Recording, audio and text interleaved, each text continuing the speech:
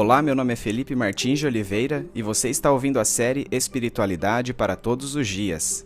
A reflexão dessa semana encontra-se nos seguintes textos bíblicos: Lucas 13, de 1 a 9, 22 a 35 e capítulo 14, e corresponde à semana 37 do Guia Devocional do Evangelho segundo Mateus, Marcos e Lucas, cujo título é Esforcem-se para entrar no Reino de Deus. Vamos à leitura dos textos bíblicos. Naquela ocasião, alguns dos que estavam presentes contaram a Jesus que Pilatos misturara o sangue de alguns galileus com os sacrifícios deles. Jesus respondeu: Vocês pensam que esses galileus eram mais pecadores do que todos os outros por terem sofrido dessa maneira? Eu lhes digo que não. Mas se não se arrependerem, todos vocês também perecerão. Ou vocês pensam que aqueles 18 que morreram quando caiu sobre eles a torre de Siloé eram mais culpados do que todos os outros habitantes de Jerusalém? Eu lhes digo que não. Mas se não se arrependerem, todos vocês também perecerão. Então contou esta parábola. Um homem tinha uma figueira plantada em sua vinha, e foi procurar fruto nela e não achou nenhum. Por isso disse ao que cuidava da vinha: Já faz 3 anos que venho procurar fruto nesta figueira e não acho. Corte-a. Por que deixá-la inutilizar a terra? Respondeu o homem: Senhor, deixa-a por mais 1 ano, e eu cavarei ao redor dela e a adubarei. Se der fruto no ano que vem, muito bem. Se não, corte-a. Depois, Jesus foi pelas cidades e povoados e ensinava, prosseguindo em direção a Jerusalém. Alguém lhe perguntou: Senhor, serão poucos os salvos? Ele lhes disse: Esforcem-se para entrar pela porta estreita, porque eu lhes digo que muitos tentarão entrar e não conseguirão. Quando o dono da casa se levantar e fechar a porta, vocês ficarão do lado de fora batendo e pedindo: Senhor, abre-nos a porta. Ele, porém, responderá: Não os conheço, nem sei de onde são vocês. Então vocês dirão: Comemos e bebemos contigo e ensinaste em nossas ruas. Mas ele responderá: Não os conheço, nem sei de onde são vocês. Afastem-se de mim todos vocês que praticam o mal. Ali haverá choro e ranger de dentes, quando vocês virem Abraão, Isaque, Jacó e todos os profetas no reino de Deus, mas vocês excluídos. Pessoas virão do Oriente e do Ocidente, do Norte e do Sul, e ocuparão seus lugares à mesa do reino de Deus. De fato, há últimos que serão primeiros, e primeiros que serão últimos. Naquela mesma hora, alguns fariseus aproximaram-se de Jesus e lhe disseram: Saia e vá embora daqui, porque Herodes quer matá-lo. Ele respondeu: Vão dizer àquela raposa: Expulsarei demônios e curarei o povo hoje e amanhã, e no 3º dia estarei pronto. Mas preciso prosseguir hoje, amanhã e depois de amanhã, pois certamente nenhum profeta deve morrer fora de Jerusalém. Jerusalém, Jerusalém, você que mata os profetas e apedreja os que lhes são enviados. Quantas vezes eu quis reunir os seus filhos como a galinha reúne os seus pintinhos debaixo de suas asas, mas vocês não quiseram. Eis que a casa de vocês ficará deserta. Eu lhes digo que vocês não me verão mais, até que digam: Bendito que vem, em nome do Senhor. Certo sábado, entrando Jesus para comer na casa de um fariseu importante, observaram-no atentamente. À frente dele estava um homem doente com o corpo inchado. Jesus perguntou aos fariseus e aos peritos na lei: É permitido ou não curar no sábado? Mas eles ficaram em silêncio. Assim, tomando o homem pela mão, Jesus o curou e o mandou embora. Então ele lhes perguntou: Se um de vocês tiver um filho ou um boi e este cair num poço no dia de sábado, não irá tirá-lo imediatamente? E eles nada puderam responder. Quando notou como os convidados escolhiam os lugares de honra à mesa, Jesus lhes contou essa parábola. Quando alguém o convidar para um banquete de casamento, não ocupe o lugar de honra, pois pode ser que tenha sido convidado alguém de maior honra do que você. Se for assim, aquele que convidou os 2 virá e lhe dirá: Dê o lugar a este. Então, humilhado, você precisará ocupar o lugar menos importante. Mas quando você for convidado, ocupe o lugar menos importante, de forma que quando vier aquele que o convidou, diga-lhe: Amigo, passe para um lugar mais importante. Então você será honrado na presença de todos os convidados. Pois todo o que se exalta será humilhado, e o que se humilha será exaltado. Então Jesus disse ao que tinha convidado: Quando você der um banquete ou jantar, não convide seus amigos, irmãos ou parentes, nem seus vizinhos ricos. Se o fizer, eles poderão também, por sua vez, convidá-lo, e assim você será recompensado. Mas quando der um banquete, convide os pobres, os aleijados, os mancos e os cegos. Feliz será você, porque estes não têm como retribuir. A sua recompensa virá na ressurreição dos justos.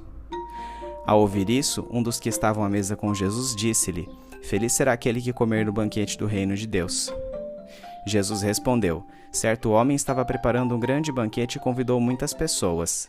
Na hora de começar, enviou seu servo para dizer aos que haviam sido convidados: venham, pois tudo já está pronto. Mas eles começaram um por um a apresentar desculpas. O primeiro disse: acabei de comprar uma propriedade e preciso ir vê-la. Por favor, desculpe-me. Outro disse: acabei de comprar 5 juntas de bois e estou indo experimentá-las. Por favor, desculpe-me. Ainda outro disse: acabo de me casar, por isso não posso ir. O servo voltou e relatou isso ao seu senhor. Então o dono da casa irou-se e ordenou ao seu servo: vá rapidamente pelas ruas e becos da cidade e traga os pobres, os aleijados, os cegos e os mancos. Disse o servo: o que o senhor ordenou foi feito e ainda há lugar.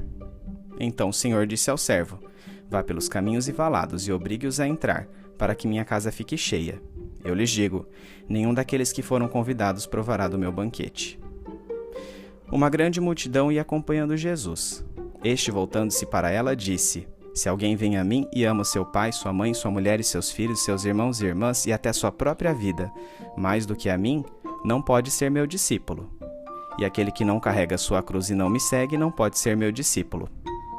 Qual de vocês, se quiser construir uma torre, primeiro não se assenta e calcula o preço para ver se tem dinheiro suficiente para completá-la? Pois se lançar o alicerce e não for capaz de terminá-la, todos os que a virem rirão dele, dizendo: este homem começou a construir e não foi capaz de terminar. Ou qual é o rei que, pretendendo sair à guerra contra outro rei, primeiro não se assenta e pensa se com 10.000 homens é capaz de enfrentar aquele que vem contra ele com 20.000? Se não for capaz, enviará uma delegação enquanto o outro ainda está longe e pedirá um acordo de paz. Da mesma forma, qualquer de vocês que não renunciar a tudo que possui, não pode ser meu discípulo. O sal é bom, mas se ele perder o sabor, como restaurá-lo? Não serve nem para o solo nem para o adubo, é jogado fora. Aquele que tem ouvidos para ouvir, ouça.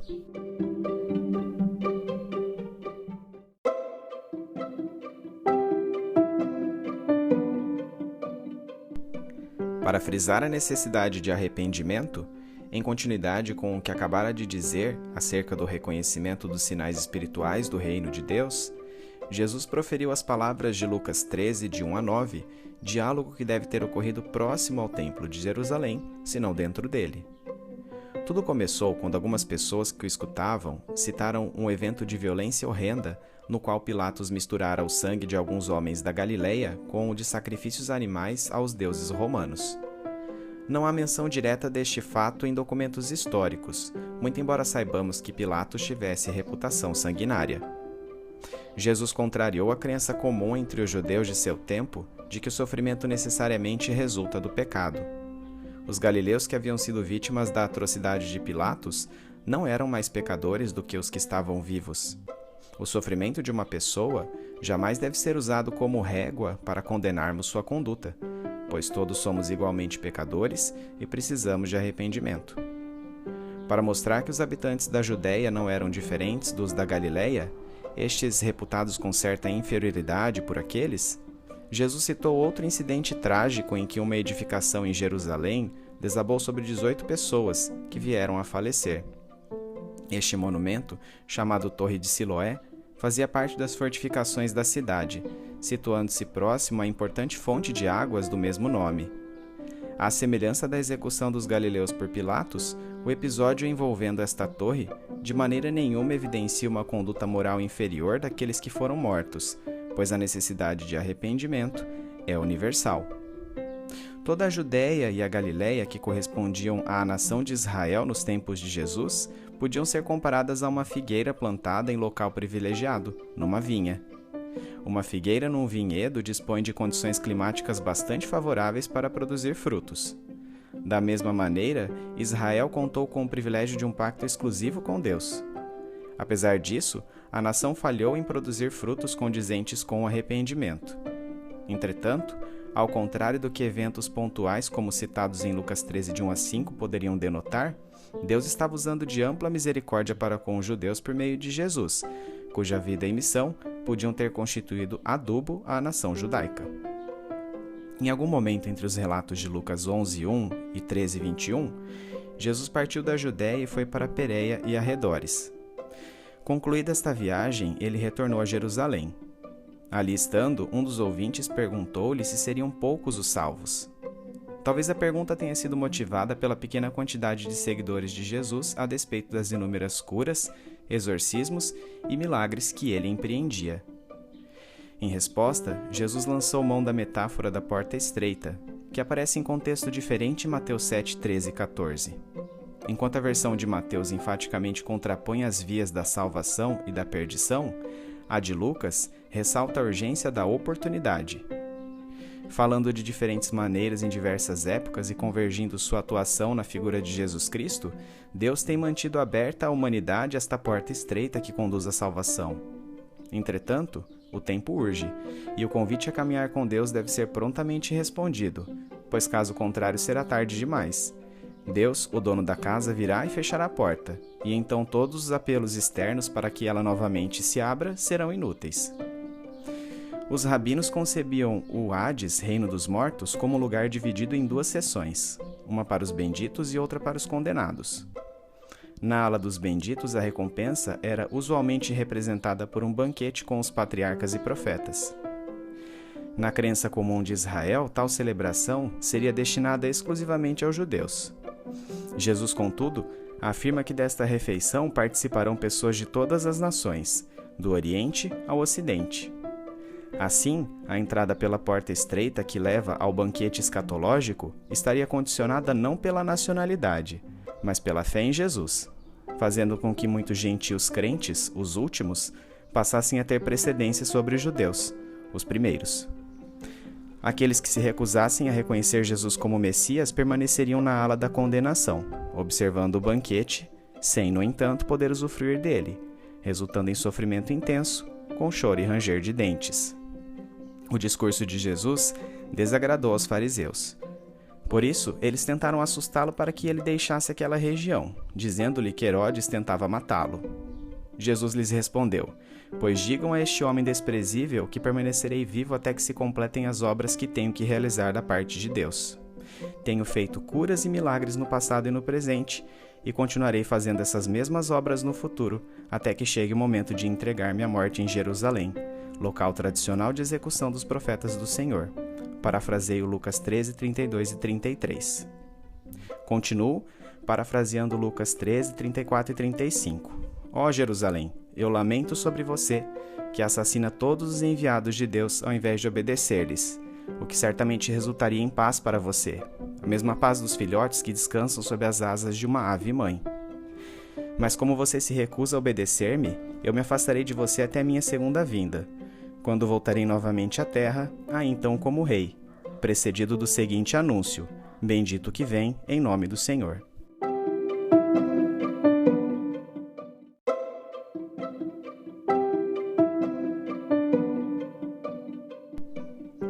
A oposição de Jesus aos religiosos era permeada por acontecimentos como o relatado em Lucas 14, de 1 a 6, em que ele efetuou mais uma de suas obras milagrosas no sábado. Este evento deu-se durante a refeição na casa de um fariseu importante. Motivado pela ocasião, Jesus prosseguiu com sua analogia com o banquete escatológico, contando duas parábolas. Na realidade ordinária, os lugares de honra em uma festa de casamento são ocupados pelas pessoas mais proeminentes. Entretanto, aqueles que se julgam importantes estão sob risco de terem que ser deslocados para um assento inferior se alguém de maior destaque social vier à festividade. Por isso, seria mais honroso assentar-se inicialmente em lugar menos evidente e a seguir ser convidado pelo anfitrião a ocupar uma posição de maior destaque. A máxima desta parábola não se remete apenas a uma regra social, mas desnuda a seguinte lógica do reino de Deus: pois todo que se exalta será humilhado, e que se humilha será exaltado. Da mesma forma que o anfitrião deixa de convidar à sua festa aqueles que poderão retribuir o gesto, preferindo oferecer alimento aos pobres, aleijados, mancos e cegos, Deus age por pura graça conosco, chamando-nos ao banquete escatológico apesar de nossa reputação. Assim como o convite foi feito a todos, mas apenas os convidados menos prováveis atenderam a ele, a salvação é oferecida por Deus a judeus e gentios, mas participam dela unicamente os que a aceitam pela fé. Nem todos os convidados participariam deste banquete da eternidade. Apenas aqueles que colocassem o discipulado acima de tudo, até mesmo de suas famílias ou de suas próprias vidas. Nisso consistiria em tomar sua própria cruz. O discípulo deve persistir nos caminhos do Mestre como o sal mantém seu sabor. Jesus é enfático em dizer que o discipulado ao qual estava convidando a todos não era superficial. Para atender a este convite, o indivíduo precisaria considerar todas as perdas envolvidas em sua vida pessoal, assim como fazem um construtor que determina o alicerce de uma torre ou um rei que estuda seus oponentes para planejar uma estratégia de guerra.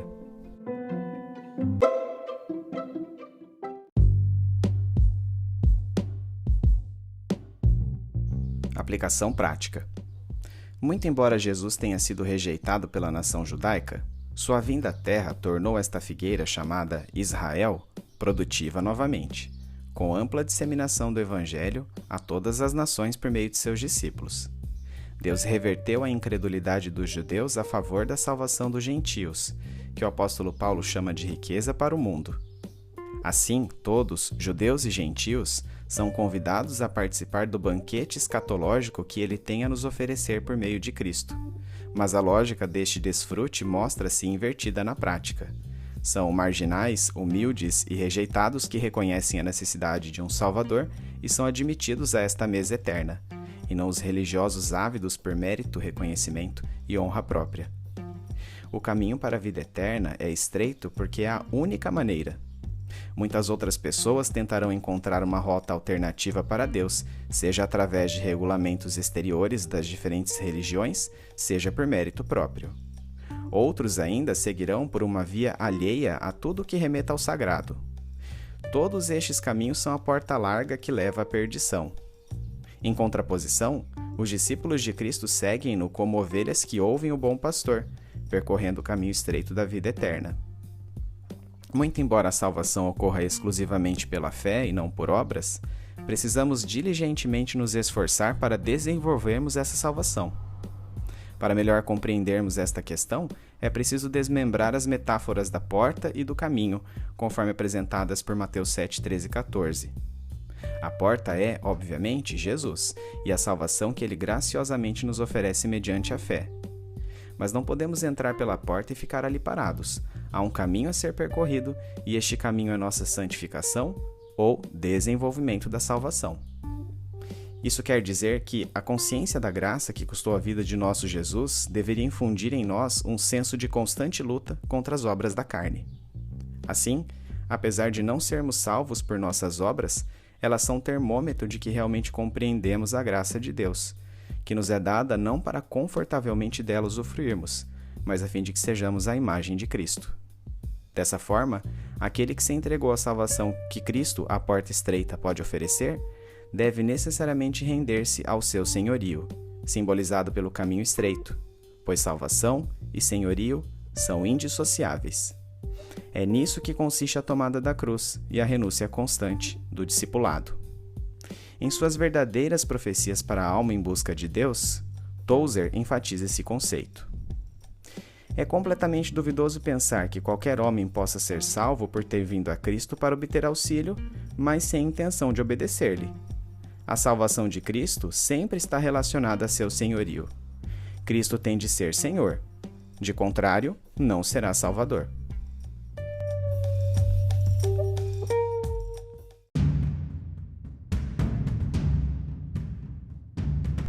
Trazendo da mente para o coração.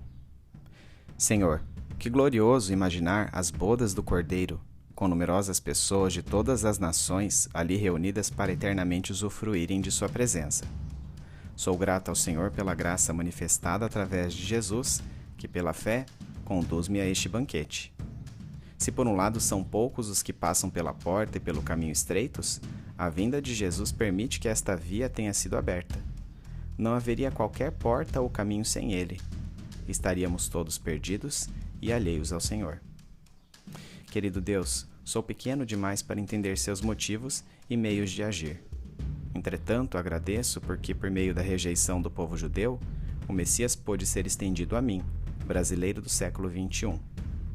Obrigado porque em Jesus não há prediletos, todos podem assentar-se à mesa do Rei, ainda que imperfeitos, alijados e párias. Ao mesmo tempo, entender que o Senhor não tem prediletos traz-me a consciência de que a necessidade de arrependimento é para todos.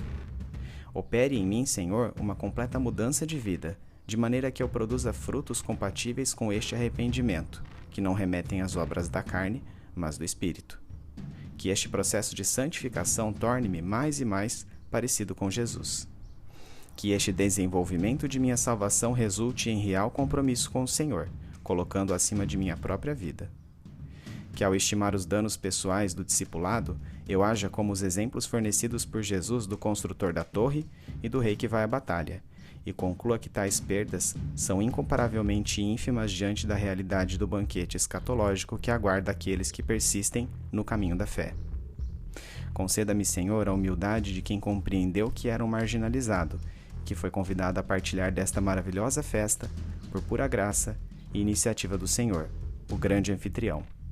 Em nome de Jesus é que oro, agradecido. Amém.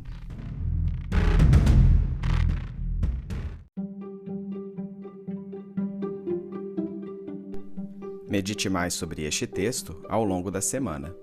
Domingo, leia os textos de Lucas 13, de 1 a 9, 22 a 35 e capítulo 14, bem como os comentários sobre eles. Segunda-feira, qual a lição central do diálogo de Jesus, que teve como ponto de partida os eventos do sangue dos galileus usado por Pilatos no sacrifício pagão e a fatalidade da torre de Siloé? Qual sua ligação com a parábola da figueira que Jesus contou para referir-se à nação de Israel? Terça-feira, relembre o sentido da analogia feita por Jesus da porta e do caminho estreitos, em contraposição com a porta e o caminho largos. Como esta comparação alude à indissociação entre a salvação oferecida por Jesus e o seu senhorio sobre nossas vidas? Quarta-feira, em que sentido o Hades foi, nas passagens lidas, comparado a um banquete? Quais as duas parábolas contadas por Jesus a respeito deste banquete e que ensinamentos podemos extrair delas? Quinta-feira, qual a lição central das parábolas do construtor da torre e do rei que se prepara para a guerra? Sexta-feira, Jesus Cristo é Salvador e Senhor de sua vida?